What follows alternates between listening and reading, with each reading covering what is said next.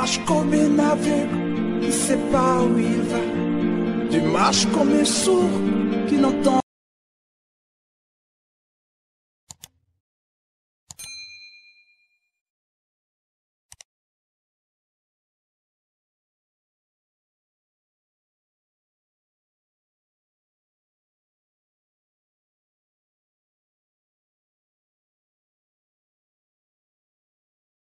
J'inverse. S'il faut que les mamans viennent t'adorer, te supplier, pleurer pour que toi tu donnes les bénédictions que les gens souffrent. Chez moi, j'ai pas besoin que les gens souffrent. Chez moi, j'ai besoin que les gens aient la vie. Crois en moi, je donnerai la vie gratuitement. C'est pourquoi Jésus pouvait dire dans Matthieu 11, 26 à 27, venez à moi, vous tous qui êtes chargés et fatigués, je vous donnerai du repos. Mon joug, je mettrai sur vous mon joug. Il dit, mon joug ne pèse pas. Ah, donc je vais avoir le repos, la vie, avec un jour, mais ça ne me pèse pas. Mais avec le démon Tammuz, ça va me peser. C'est pourquoi tout à l'heure, pasteur, c'est en train de dire, c'est moi David, c'est moi compliqué, moi difficile. Mais parce qu'il y a un démon Tammuz qui contraint les gens à cette difficulté au 4e mois. Il contraint les gens, que les gens souffrent. Mais Jésus le combat en disant que croyez seulement en moi, vous ne souffrirez pas. Attention. Benjamin signifie quoi?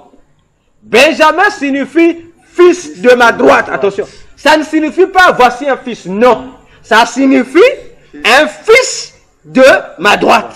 Or, le fils de la droite, c'est celui qu'on appelle le véritable héritier. Or, le véritable héritier, c'est celui qui a véritablement le droit d'aînesse. Pasteur, j'entre encore dans le mystère. La Bible nous dit dans le livre de Chroniques que le droit de naissance de Benjamin, de Ruben, par le fait que Ruben a eu à souiller le lit de son père en couchant avec l'une des femmes de son père, Jacob l'avait retiré ce droit de naissance. Et le droit de naissance a été donné à Joseph. Or, Joseph est le grand frère de Benjamin. Remarquez en Égypte, pour que Joseph puisse se révéler à ses frères, il a dit, amenez-moi Benjamin. Pour dire que Joseph avait compris, même si j'ai le droit de naissance, mais mon droit de naissance n'a pas d'influence sur Benjamin. Autrement dit, mon droit de naissance n'a de la valeur que lorsque le fils de ma droite est là. Curieusement, la Bible dit que Jésus est le fils de la droite de Dieu. Or, Luc nous informe que Adam aussi était appelé fils de Dieu. Attention. Donc, le premier fils de Dieu, c'était Adam. Genèse le dit, c'est lui qu'on avait dit le premier fils. C'était Adam. On l'avait présenté, Adam. Mais le second fils de Dieu, qui deviendra le premier, Dieu lui appelle. Dieu l'appelle pas seulement mon fils. Mais Dieu dit, celui-ci est mon fils. Et Dieu lui met à sa droite. Et Dieu lui donne le trône. Et Dieu lui appelle Dieu. Et Dieu dit aux anges, adorez-le. Et nous aussi, le fait que nous acceptons Jésus comme Seigneur Sauveur, la Bible dit que nous devenons les fils de la droite de Dieu. Raison pour laquelle, dans Matthieu 25, dans la parabole du jugement, Jésus a dit que ceux qui l'appartenaient seront où? À droite. À droite. Ceux qui ne vont pas l'appartenir seront à gauche. À gauche. Et ceux de la droite, il va les appeler, mais ce sont mes brebis. Mais ceux de la gauche, ce sont mes boucs. Pour dire, pour combattre le démon Tammuz en ces 4 mois d'avril, il nous faut simplement nous soumettre à Jésus. Je vois, si Tammuz nous contraint la difficulté, il se présente comme étant le fils, le premier-né, on dit non, le droit de naissance avait été ôté, a été donné à Jésus parce qu'il est le premier-né de toute la création. Donc nous comptons sur Jésus, avec Jésus nous ne souffrons pas parce que nous avons confiance. C'est pourquoi Jésus pouvait dire dans Matthieu 6, ne vous inquiétez de rien. Et Paul dira, en toute chose, faites connaître vos besoins à Dieu. On ne demande pas de pleurer, on ne demande pas de murmurer, on ne demande pas de souffrir. On dit seulement, regardons seulement à Dieu. Voilà, pasteur. C'est Éphésiens 6, verset 5. Non, c'est à la fin. C'est vers la fin. Entre les versets 21 ou 20. Voyez-vous, pasteur, comment est-ce que Jésus nous donne déjà un remède pour confondre les principes du démon Tammuz? Pendant que les gens souffrent, combien de gens dans ce mois-ci ont-ils pris le soin d'aller interroger Jésus? À force de souffrir, on se dit, on change, on dit, on va suivre le principe du démon Tammuz. Ok? Remarquez encore, pasteur, Ésaïe 9, verset 6 ou 5, ou d'autres versions. On dit, voici un fils. Un fils nous est. Oui. On dit, un fils nous est. Un enfant nous est né. Un enfant nous est. Né. On présente, non? On dit, un fils nous est. Donné. Un enfant est né, on le présente. Mais le fils est donné. Et Jésus a dit, dans Jean 3,16, il dit, Dieu a envoyé, Son fils. pas son enfant, Son fils. son fils. Parce qu'il y a une différence entre enfant et fils. Le fils est à la droite. Ah! C'est pourquoi? Il a toute l'affection du Père. Ainsi, nous comprenons déjà que pour tous les chrétiens, le mois d'avril doit être un mois de rétablissement et de la perfection. Parce que c'est le mois où nous devons jouir de notre position en tant que jaspe, vitalité, vie, en tant que fils de la droite de Dieu, en tant qu'héritier. Voilà. Et nous prenons le dernier niveau où nous allons finir avec le mois de mars. Le troisième niveau de l'influence de Tammuz, du démon Tammuz dans le mois d'avril, c'est que c'est dans le domaine de l'invention. Le démon Tammuz, parmi ses spécialités, il est l'inventeur des artilleries et c'est lui qui gère aussi les flammes et les bouchers.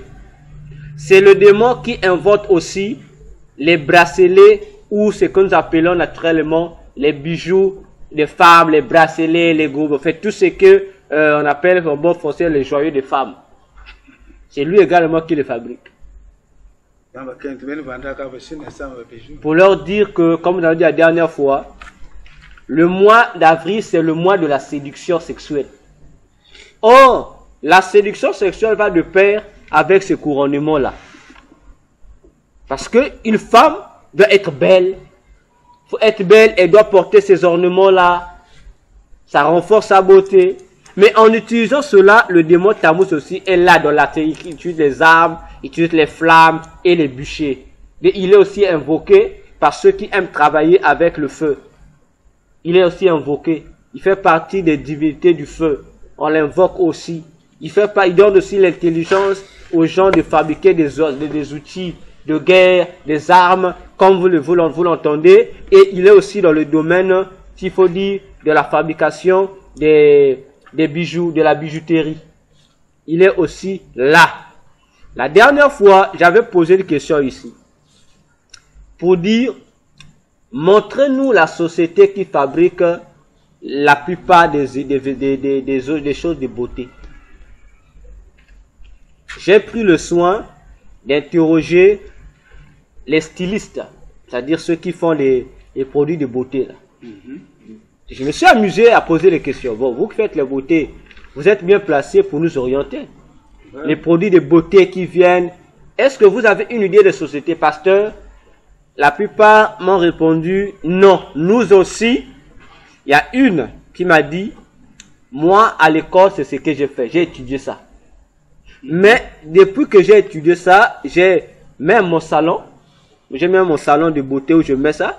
Mais j'ai toujours fait des recherches pour connaître les produits que nous achetons là. On trouve ça où on n'a jamais trouvé, moi et mes amis, on n'a jamais trouvé des sociétés qui fabriquent ça. On ne connaît pas ces sociétés qui fabriquent, mais ça vient seulement, on reçoit seulement.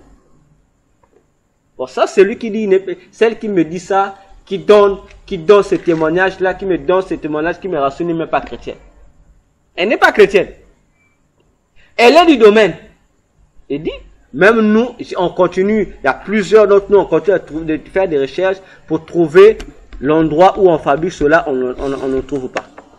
Malgré qu'elle est du domaine. Elle dit, on ne trouve pas ça. Donc, on trouve seulement que tel produit est sorti. Lorsqu'on veut demander, connaître, on dit en tant que personne du domaine, il est de notre droit de connaître au moins où ça se fabrique, quelle usine. Parce que de temps en temps, nous aussi, lorsqu'on utilise, on a des questions à poser, peut-être proposer des modifications, proposer des perfectionnements, autres. Mais on ne trouve pas.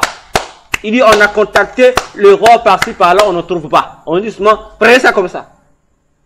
Comprendre l'influence que ce sont des choses qui quittent le monde satanique, qui sont expédiées sur la terre. S'il y a des sociétés, ça dit que la société, c'est une minorité de gens qui le font de bonne foi, qui viennent, qui fabriquent tel produit par rapport à son intelligence, il a créé tel produit de beauté. Mais la plupart de ces produits de beauté nous proviennent des mondes sataniques. Donc les branhamistes ont raison de ne pas faire... Les branhamistes n'ont pas raison parce que eux, ils enseignent mal.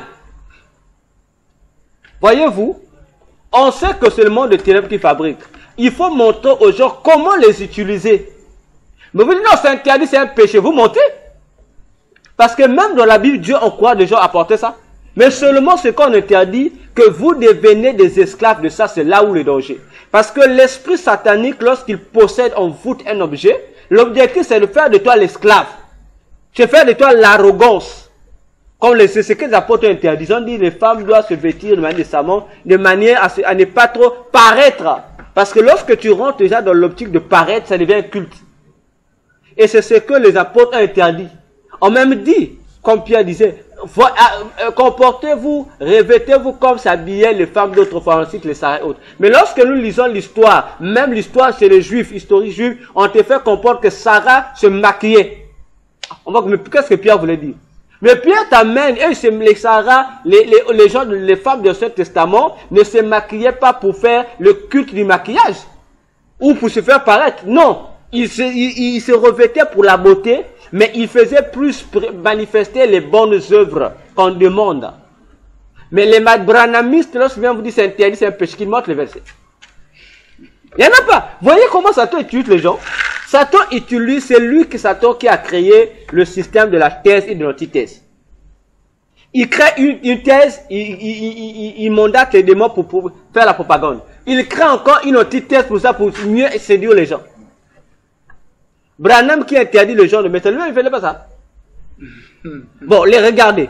Les pasteurs de l'église du message de Branham interdisent à leur épouse, leur femme de mettre ces produits-là. Mais eux-mêmes ils en mettent. Il y a problème. Mais ça c'est pour les démons. Vous aussi ne mettez pas. Donc les démons, que c'est moi qui c'est les femmes, pas c'est les hommes. C'est là où vous comprenez la manipulation mentale dans ces choses-là. C'est là où ceux qui créent toujours les théories, doctrines de dépouillement ne comprennent pas ces choses-là. Utilisez ces produits avec intelligence, avec sagesse. Même Jésus a dit dans Matthieu 6, parfumez-vous. Soyez belle. Les choses, les ornements, c'est donné à la femme. Ce sont des ornements qui sont donnés pour embellir la beauté à la femme. J'ai suivi un pasteur du message de Branham me disait à la télé, les boucles d'oreilles, c'est l'esclavage. La Bible le dit, mais juste aujourd'hui, j'ai toujours cherché le verset. Ça n'existe pas. Il dit, Ève n'avait pas ça. Je lui ai aussi dit, Ève n'avait pas ça, merci. Adam aussi n'avait pas la veste. Toi, tu peux porter la veste. Adam ne portait pas la cravate. Va prendre un pot, va faire te confectionner un habit, une robe en forme de peau d'animaux. Porte. Parce que Adam ne mettait pas la montre. Hein? Donc, il y a des choses, tu vois les gens, des satanistes, ou les pasteurs ignorants, ou les prédicateurs ignorants, prennent des exemples sur des choses qu'ils excluent eux-mêmes. Ils confondent des époques de certaines choses. À l'époque de Jésus, il n'y avait pas de téléphone. Il n'y en avait pas. Jésus n'a jamais utilisé un téléphone. Donc, ils n'utilisent plus les téléphones. N'utilisons pas le téléphone. Donc, il faut savoir enseigner le peuple sur ce que dit réellement la Bible concernant l'application du maquillage, des produits de beauté, de l'esthétique, du vestimentaire, etc. Enseignez bien le peuple. Ne cachez pas, oh non, voilà. Enseignez bien aux enfants de Dieu. Parce que même au ciel, nous allons nous maquiller. Nous allons, ça sera. Donc voilà, ce soir fini notre enseignement sur le démon d'avril. Nous sommes déjà à la fin. Je ne sais pas s'il y a des questions, des courtes questions que nous puissions clôturer. Il y a des questions? Non? Pas de questions pour le moment. D'accord. Pas Donc, de questions pour le moment. que Dieu nous bénisse. Merci de votre disponibilité et de votre attention pour nous avoir suivis. Partagez la vidéo développez votre connaissance de la parole de Dieu. Partagez l'information à tous ceux, à votre entourage. Priez le Seigneur contre tous ces esprits mensuels. Priez le Seigneur parce que l'année prochaine, ce sont les mêmes démons qui vont revenir respectivement dans leur mois. Likez, mettez les cœurs. Vraiment, nous attendons vos commentaires. Donnez-nous vos appréciations. On a besoin de vos appréciations. Vous avez des questions à poser, posez-les sur les commentaires pour permettre aussi aux autres peut-être qui pourront avoir les mêmes questions de leur cœur d'obtenir la réponse. Que Dieu vous bénisse. À la séance prochaine où nous allons anticiper pour vous parler du démon de main et des réalités du démon de main par rapport aussi à mai 2022. Alors, serviteur de Dieu, notre prochaine rencontre c'est quand?